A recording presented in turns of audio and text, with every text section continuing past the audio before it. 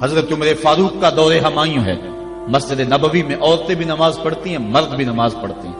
مرور زمانہ اور فتنے کے اندیشے سے حضرت عمر فاروق کے دور میں عورتوں کو مسجد میں باجماعت نماز پڑھنے آنے سے منع کیا گیا تھا، ورنہ پہلے مردوں کی صفیں، پھر بچوں کی، پھر خنسا، اور پھر اس کے بعد عورتوں کی صفیں ہوا کرتی تھی۔ حضرت عمر فاروق کے دور میں جو ہے وہ کچھ دور گزرنے کے بعد اس کی ممانعت ہوئی۔ آپ کا دور ہمایوں میں مسجد میں عورتیں بھی نمازیں پڑھنے آتی ہیں اور مرد بھی۔ ایک عورت اللہ نے اس کو شکل و صورت سے نواز رکھا ہے، وہ نماز پڑھنے آتی ہے، ایک نوجوان رستہ روک کے کھڑا ہو جاتا ہے، 2 4 5 مرتبہ اس نے اس کی مزاحمت کے انداز کو دیکھا، ایک دن رک کر پوچھا تجھے کیا مسئلہ ہے؟ اس نے اپنے قلب کی خواہش کا اظہار کیا کہ میں تیرا متوالا ہوں، چاہنے والا ہوں، تیری ایک ایک ادا پہ 100 جان سے قربان ہونے کے لیے تیار کھڑا ہوں۔ اس نے کہا میری ایک شرط پوری کر دے، میں تیری ہر خواہش، تیری ہر بات مانوں۔ اس نے کہا جلدی کہو، میں تمہارے لیے آسمان سے تارے بھی توڑ لاؤں گا۔ اس نے کہا میری کوئی لمبی خواہش نہیں ہے، ایک ہی میری آرزو ہے، 40 دن تک عمر فاروق رضی اللہ تعالیٰ عنہ کے پیچھے نمازیں پڑھ لو، اس کے بعد جو کہو گے میں ماننے کے لیے تیار ہوں۔ تو اس نے کہا یہ کون سی مشکل شرط رکھ دی، یہ تو بڑا آسان ہے، اگر اس سے تو مل جاتی ہے تو میرے لیے 40 دنوں کی نمازیں کہہ رہی ہے، میں تو 40 سال بھی گزارنے کو تیار تھا۔ خیر 40 دن مسلسل نمازیں چلتی رہیں۔ جب 40ویں دن کی آخری نماز پڑھ کے وہ نوجوان واپس جا رہا ہے، اسی جگہ پہ عورت حسب وعدہ کھڑی ہے، یہ نظر جھکا کے گزرنے لگا۔ اس نے کہا میں وعدے کے مطابق کھڑی ہوں۔ کہا اب تیری ضرورت نہیں رہی، عمر نے دل کا تعلق رب سے جوڑ دیا۔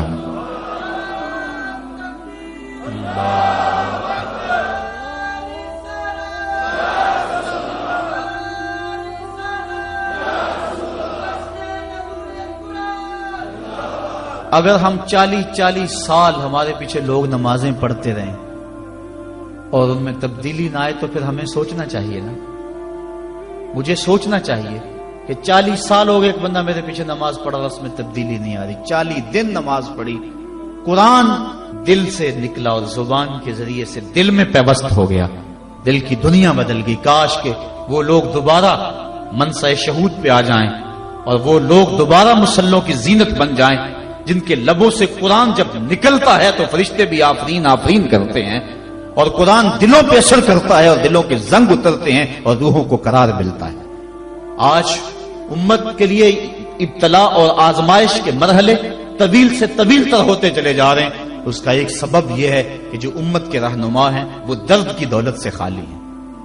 واعظ قوم کی وہ پختہ خیالی نہ رہی، برق طبعی نہ رہی، شعلہ میں کالی نہ رہی، رہ گئی رسم آذاں روح بلالی نہ رہی، فلسفہ رہ گیا تلقین غزالی نہ رہی، مسجد مرثیہ خواہیں کہ نمازی نہ رہے، یعنی صاحب اوصاف وہ حجازی نہ رہے۔ آج ہمارے اندر کچھ نہیں رہا، دم خم ہی نہیں رہا، ورنہ اس امت کا بکھرا ہوا شرازہ آج بھی متحد ہو سکتا تھا۔ آج پوری امت جس طرح دھکے کھا رہی ہے، کس کے سامنے نہیں ہے حالات۔ کبھی ہمارا کردار لوگوں کو زندگی کی راہیں دکھایا کرتا تھا، آج ہمیں دیکھ کے لوگ دین سے بدزن ہوتے چلے جا رہے ہیں۔ حضرت نبی رحمت صلی اللہ علیہ وآلہ وسلم کی سیرت پر مشتمل ایک کتاب لکھی گئی ہے عرب کا چاند، اور اس کا رائٹر ہے سوامی لکشمن پرشاد، انڈیا کا رہنے والا ہے۔ اس نے حضور کی سیرت پر 200-250 صفحات پر مشتمل کتاب لکھی، بچپن میں میری نظر سے بھی گزری، بڑے ذوق سے اس کو پڑھا تھا۔ سوامی لکشمن پرشاد سے انٹرویو کیا گیا کہ تو نے حضور کی سیرت پہ کتاب لکھی ہے، اتنا بڑا کام کیا، تو کلمہ پڑھ کے حضور کا غلام کیوں نہیں بن جاتا؟ جس انداز سے تو نے محبت کے موتی بکھیرے ہیں اور الفتوں کے پھول اس کتاب میں تو نے اگائے ہیں، تو کیوں نہیں کلمہ پڑھ کے حضور کا غلام بن جاتا؟ تو لالو کا جواب سنیے، ہماری آنکھیں کھول دینے کے لیے کافی ہے، اور اتنا زناٹے دار تماچا ہے، اگر ہم محسوس کریں تو صدیوں اس کی کسک نہ جائے، اگر نہ محسوس کریں تو وہ ایک گاڑی کے پیچھے لکھا تھا عقل نہ ہو تو موجیں ہی موجیں، لیکن اگر سمجھنے کی بات ہو تو اتنی بڑی تنبیہ ہے کہ پاؤں کے نیچے سے زمین نکل جاتی ہے اور ہمیں اپنے وجود سے شرم آتی ہے، ہمارے جسم کا ایک ایک رواں پسینے سے شرابور ہو جاتا ہے۔ سوامی لکشمن پرشاد نے جواب دیا، کہا جب میں حضور کی سیرت لکھنے بیٹھا، بڑی بڑی امہات کتب سیر کو پڑھا، اور اس کے نتیجے میں نے یہ کتاب تیار کی ہے حضور کی سیرت کے روشن گوشے اور حضور کی زندگی کے درخشاں باب جب میں نے دیکھے تو یہ جذبہ میرے دل میں انگڑائیاں لینے لگا کہ میں دیر کیوں کرتا ہوں، حضور کا غلام کیوں نہیں بن جاتا۔ لیکن جب میں مسلمانوں کے کردار کو دیکھتا ہوں تو میں کہتا ہوں میں ہندو ہی ٹھیک ہوں۔ ہمارا کردار لوگوں کے ایمان کے راستے میں رکاوٹ بنا ہوا ہے۔ جب امریکہ کے خلاف نعرے لگ رہے تھے، ان نعرے لگانے والوں میں میں بھی شامل تھا، لیکن ایک بات میں نے کہی تھی، میں نے کہا آج ہم دنیا کی اس طاقت کے ساتھ ٹکر دینے کی بات تو کرتے ہیں، لیکن ہم نے کبھی اپنے کردار کو جھانک کر کے بھی دیکھا؟ جس بستی، جس شہر اور جس ملک کی حالت یہ ہے کہ واٹر کولر کے اوپر لگے ہوئے جو گلاس ہیں وہ بھی زنجیروں سے باندھے ہوئے ہوں، وہ قوم امریکہ جیسی قوم سے ٹکر نہیں کر سکتی ہے۔ مسجدوں کی لیٹرینوں کے گندے لوٹے بھی سنگلیوں سے باندھنے پڑے، جس قوم کا یہ کردار ہے، کیا وہ قوم پنپ سکتی ہے، جہان میں نشو و نما پا سکتی ہے؟ ہم تو اس قدر گراوٹ کا شکار ہیں، ہم اس قدر گرے ہوئے ہیں کہ ہماری لیٹرینوں کے گندے لوٹے وہ بھی باندھ کے رکھنے پڑتے ہیں، ورنہ ہم اتنے چور ہیں کہ وہ بھی اٹھا کے لے جائیں۔ تو جس قوم کا یہ حال ہو، وہ قوم کیا دنیا کی طاقتور قوموں کی آنکھوں میں آنکھیں ڈال کے بات کر سکتی ہے؟ آج ہمارا المیہ یہی ہے، ہمارے پاس سب کچھ ہے، لیکن ہمارے پاس وہ ایمان کی حرارت نہیں رہی، وہ دیانت نہیں رہی، وہ روشنی اور وہ نور نہیں رہا، وہ ہمارے پاس وہ اجالے نہیں رہے۔ قرآن نے ہمیں جو زندگی گزارنے کا ڈھب دیا ہے، ہمارے پاس وہ ڈھب نہیں رہا۔ ہماری زندہ لاشیں لوگوں کے ایمان کے راستے میں رکاوٹ بنی ہوئی ہے، ورنہ ہم اپنے صدر اسلام میں دیکھتے ہیں اور بعد کی کہانیاں پڑھتے ہیں تو دنگ رہ جاتے ہیں۔ امام محمد کا جنازہ اٹھتا ہے تو ایک یہودی آگے بڑھ کے جنازے کی چارپائی کو کندھا دینے کی خواہش کرتے ہوئے آگے بڑھتا ہے، اور جو ہی کندھا امام محمد کے جنازے کی چارپائی پہ چھوتا ہے تو اس کے لبوں پہ کلمہ جاری ہو جاتا ہے۔ ہمارے بزرگوں کی لاشیں بھی دین دیا کرتی تھی، ان کی میتیں بھی لوگوں کو کلمہ دیا کرتی تھی، اور ہماری زندہ لاشیں لوگوں کو اسلام سے ہٹا رہی ہیں۔ میں نے اور آپ نے اپنے رویے کو دیکھنا ہے، اپنے عمل پہ غور کرنا ہے۔ علماء نے اپنے منصب کو دیکھنا ہے، جو صوفیاء اعظام ہیں، مشائخ ہیں، انہوں نے اپنے منصب کو دیکھنا ہے، اور جو عوام ہیں انہوں نے اپنے منصب کو دیکھنا ہے۔ تیرے صوفے ہیں فرنگی، تیرے کالی ہیں ایرانی، خون کے آنسو رلاتی ہے جوانوں کی تن آسانی، ہر کوئی مست مئے ذوق تن آسانی ہے۔ تم مسلمان ہو یہ انداز مسلمانی ہے، حیدری فقر ہے نئے دولت عثمانی ہے، تم کو اسلاف سے کیا نسبت روحانی ہے، وہ معزز تھے زمانے میں مسلمان ہو کر، تم خار ہوئے ہو تارک قرآن ہو کر۔ ہماری ذلت، ہماری پستی، ہماری زبوحالی کی وجہ یہ ہے کہ ہم نے قرآن سے ناطا توڑ لیا ہے۔ آئیے قرآن سے ٹوٹا ہوا ناطا دوبارہ جوڑیں اور صحیح معنوں میں مسلمان بن جائیں۔ جب صحیح معنوں میں مسلمان بن جائیں گے تو دنیا کی بڑی طاقتیں ہمارے سامنے خم ہو جائیں گی۔ ہم تو 313 ہو کے نہیں دبے تھے، اب تو دنیا کی ایک بہت بڑی قوت ہے اہل ایمان۔ تو آئیے ہم قرآن مجید سے اپنے رابطے کو مضبوط تر کریں اور قرآن مجید کی جو تعلیمات ہیں ان تعلیمات کو اپنے معاشرے میں نافذ کرنے کی کوشش کریں۔ دیکھیے ہمارا معاشرہ اس وقت جس بد امنی کا شکار ہے، اور جو مالی وسائل اس وقت ہمارے پاس موجود ہیں اور آسائشیں اللہ کی طرف سے اس وقت برس چکی ہیں ہمارے اوپر، اس کے باوجود ہر طرف بے یقینی، بے نوری اور عدم اطمینان۔ اس کی بنیادی وجہ چونکہ طمانیت دولت میں نہیں ہے، یہ بات ذہن میں رکھیں، طمانیت لمبی گاڑیوں میں نہیں ہے، سکون کی دولت خوبصورت عورت کے پہلو میں نہیں ہے۔ طمانیت تمہیں ملے گی تو اللہ کی یاد میں ملے گی، طمانیت ملے گی تو ذکر الہی میں ملے گی، طمانیت تمہیں ملے گی، سکون کی دولت ملے گی تو قرآن کے دامن سے ملے گی۔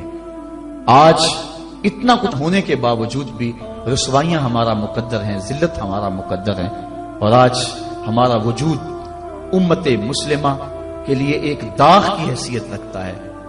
یہ ایک ایسا دکھڑا ہے کہ میں کس انداز سے اس بات کو آپ کے سامنے رکھوں، یہ اندر کی کیفیت ہے۔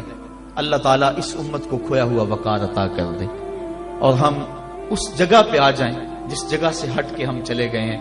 قرآن فہمی کا نور اگر ہمارے دل میں اترنے لگ جائے تو ہماری زندگی خود بخود سہل ہو جاتی ہے۔ میں کل دیکھ رہا تھا قرآن مجید نے زندگی گزارنے کے 2 ضابطے بیان کر دیے، وَتَوَاصَوْا بِالصَّبْرِ وَتَوَاصَوْا بِالْمَرْحَمَةِ، یعنی صبر اور مرحمت۔ یہ دو چیزیں ہیں جو معاشرے کو سکون اور طمانینت دیتی ہیں. یعنی معاشرے میں دو طرح کے طبقے ہیں. ایک وہ طبقہ جو پریشانی، دکھ، اذیت، پسماندگی، بیماری، دکھ اور غم میں ہے، اور ایک وہ طبقہ جو خوشحالی، دولت مندی اور صحت، عافیت اور فراوانی میں ہے. اب دونوں کی ذمہ داریاں قرآن نے بیان کر دی. اگر ہم اس پہ آ جائیں اور قرآن کی اس تعلیم کو سامنے رکھ کے اپنے معاشرے کی راہیں درست کرنا شروع کر دیں تو ہمارا معاشرہ جنت بن جائے. جو بیمار ہے، پریشان حال ہے، دکھی ہے، اس کو قرآن تاکید کرتا ہے تو صبر کر. اور جو خوشحال ہیں، دولت مند ہیں، صحت عافیت سے مالا مال ہیں، ان کو قرآن تاکید کرتا ہے تم رحم کھاؤ.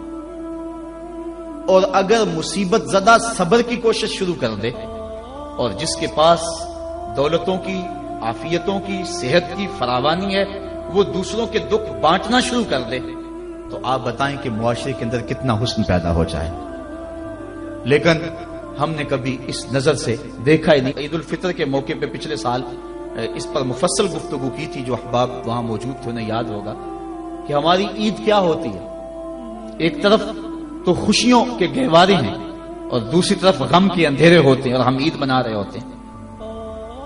ہماری عید جو ہے وہ غریبوں کو، پسماندہ لوگوں کو، پریشان، دکھی اور بیماروں کو، ان کو اپنی خوشیوں میں شامل کرنے کا نام حقیقی عید ہے. اپنی خوشیوں کو خرید لینا اور اپنی خوشیوں کا متوالا ہو جانا یہ ایک مومن کا مزاج نہیں ہے. وہ دوسروں کو ساتھ لے کے چلتا ہے. عید کے دن کلیجہ پھٹتا ہے جب ایک طرف امیر کا بگڑا ہوا بچہ گولڈن سیب کا ایک کونا کاٹ کے دوسرا کتے کے آگے ڈال رہا ہوتا ہے، اور دوسری طرف بیوہ کا غریب بچہ چھابڑی لگا کے آلو چھولے بیچ رہا ہوتا ہے. بچوں کے جذبات تو ایک جیسے ہوتے ہیں، وہ ایک طرح سے سوچتے ہیں. ہر بچہ بچپن میں بادشاہ ہوتا ہے. اگر امیر کا بچہ کھیلنے کو چاند مانگتا ہے تو یہ آرزو غریب کے بچے کی بھی ہوتی ہے. یہ عید کے دن بھی تفریق ہم نہیں مٹا سکتے. میں نے کرن نامی اس عورت کی مثال دی تھی کہ جس نے اپنے مزدور باپ سے کانچ کی چوڑیاں مانگی اور وہ کانچ کی چوڑیاں بھی فراہم نہ کر سکا تو اس نے خودکشی کر لی. بچی کی عمر 7 سال تھی. کیا وہ معاشرے کے کندھوں کے اوپر بوجھ نہیں ہے؟ اگر ہمسایہ بھوکا سو جائے تو نماز قبول نہیں ہوتی. اور آقا کریم نے تو یہاں تک فرمایا اپنے گوشت کی خوشبو سے ہمسائے کو تکلیف نہ دو. یا تو تھوڑا سا پانی زیادہ ڈال لو اور شوربے ایک پیالی ہمسایوں کے گھر بھی بھیج دو. اور اگر ایسا نہیں کر سکتے تو ایسے وقت میں وہ گوشت پکاؤ کہ ہمسائے کے بچے اگر مچل پڑے اور انہوں نے ضد کر لی اور غریب باپ ان کی ضد کو پورا نہ کر سکا تو ان کے دکھوں کا مداوع کس کے پاس ہے؟ یہ شریعت کا مزاج ہے. عید کے دن، عید کی رات جو موانست کی رات ہے، جو محبتوں کی رات ہے، دکھ لوگوں کے بانٹنے کی رات ہے، وہاں بے چراغ گھروں کا رخ کرو. اور جن کے گھروں کے اندر سکون اور طمانینت نام کی کوئی چیز نہیں ہے، جن کے گھر کے اندر خوشی نام کی کسی چیز کا بسیرا نہیں ہے، عید کے دن وہ دکھی گھر ڈھونڈو اور محبتیں جا کے ان گھروں میں تقسیم کرو. اور عید کی خوشیوں میں اگر ان کو شامل کر لیتے ہو تو یہ قرآن کا مزاج ہے. وَتَوَاصَوْا بِالصَّبْرِ وَتَوَاصَوْا بِالْمَرْحَمَةِ. ایک طبقہ جو ہے وہ بھی واویلا نہ کرے، دکھ آ جائے تو دکھ کو برداشت کرے. اللہ دکھ پر صبر کرنے پر بھی اجر رکھا ہوا ہے. ایک خاتون حضور کی خدمت میں حاضر ہوئی. حضور مرگی کے دورے پڑتے ہیں تو میرے لیے دعا کرو کہ میں جب گرتی ہوں تو میرا سطر بھی کھل جاتا ہے. تو آقا کریم نے فرمایا اگر تو کہے تو میں دعا کر دوں اور اگر تو صبر کر تو تجھے اللہ جنت عطا فرمائے گا. اس نے عرض کی حضور مجھے جنت والا سودا قبول ہے، مجھے یہ مرگی کے دورے پڑتے رہیں لیکن صبر کروں گی جنت مجھے مل جائے. لیکن اتنا ہے کہ عورت ذات ہوں جب گرتی ہوں تو پردہ کھل جاتا ہے. یہ آرزو ہے کہ پردہ سطر نہ کھلے. فرمایا ہاں سطر نہیں کھلے گا لیکن مرگی کے دورے بدستور موجود رہیں گے. آقا کریم نے اس کو جنت کی بشارت دی. یہ تھے وہ لوگ جن کا اللہ پہ یقین تھا. جنت کے وعدے پہ اطمینان ہے اور جنت کے وعدے پر اپنی بیماری کو قبول کر رہے ہیں. ہم تھوڑا سا دکھ جھیلتے ہیں تو واویلا مچا دیتے ہیں. قرآن نے دونوں کو جو ہے وہ آئینہ دکھایا اور رستہ بتلایا کہ جو محروم طبقے ہیں، غریب طبقے ہیں، دکھی طبقے ہیں، وہ صبر کا دامن نہ چھوڑیں، وہ اپنی غربت کو تماشا نہ بنائیں. اور دوسری طرف جن کو دولت کی فراوانی دی گئی ہے، جن کو صحت و عافیت دی گئی ہے، وہ اپنی عافیت قدوں میں بیٹھ کے عید کی خوشیاں نہ منائیں بلکہ وہ ان لوگوں تک پہنچے جو دکھی ہیں، جن کے گھروں کے چراغ بجھے ہوئے ہیں، جن کے گھر کے اندر روشنی نام کی چیز کوئی نہیں، جس کے گھر کے اندر سے ضیائیں اور خوشیاں روٹھ گئی ہیں، وہ ان کی خوشیاں ان کے گھر کی دہلیز تک پہنچانے کی کوشش کریں.